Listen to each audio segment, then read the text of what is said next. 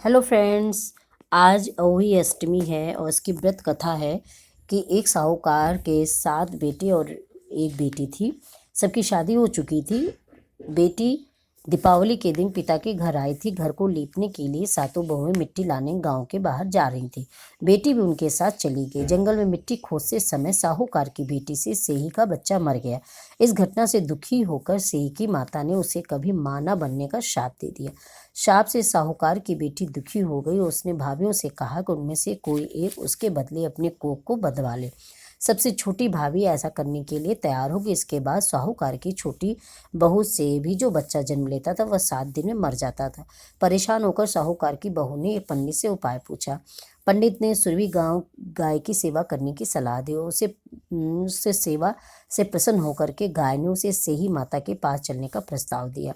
रास्ते में एक गरुड़ पक्षी के बच्चे को सांप मारने वाला था, लेकिन साहूकार की छोटी बहू ने उसे बच्चे को बचा लिया। इस पर गरुड़ पक्षी की मां खुश होकर के उसे सुरभि गाय के पास सेही के पास ले गई। छोटी बहू की सेवा भाव से प्रसन्न होकर सेही ने उसे 7 पुत्र 7 बहू होने का आशीर्वाद दिया।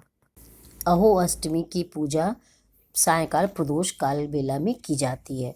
आसमान में तारों का उदय हो जाता है और तभी पूजा प्रारंभ की जाती है।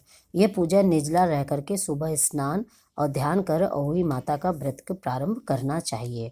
इस पूजा में सफ़ेद धातु की अहोई माता की एक मूर्ति, जल से भरा हुआ कलश, अक्षत, रोली, सिंदूर, दूध, भात, हलवा, फल, फूल, दीप आदि यथाशक्ति जो सामग्री है वो चढ़ाई जाती है। इसके बाद भगवान गणेश, विष्णु, पृथ्वी, नवग्रह, कुलदीपक देवता की पूजा की जाती है और पार्वती के रूप में अहोई माता की पूजा इसमें की जाती है। और ये जो है बच्चे के लिए व्रत रहा जाता है।